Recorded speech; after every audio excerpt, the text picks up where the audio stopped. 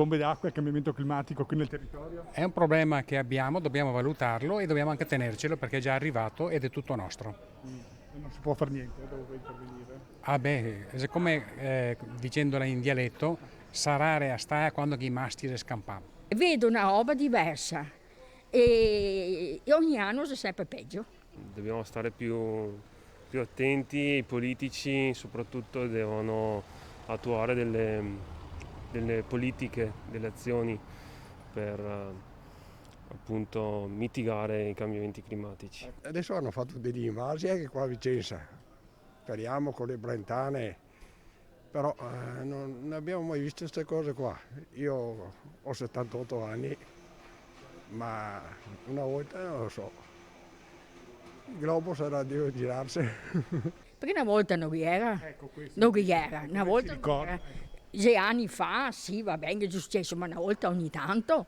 Adesso mi pare dappertutto che c'è tutto. Fino a 20 anni fa queste cose non succedevano, quindi vuol dire che il degrado ambientale ha provocato questo, quindi le industrie, non so, come ripeto non sono un tecnico, ma penso che chi di dovere dovrebbe pensare a mettere un rimedio.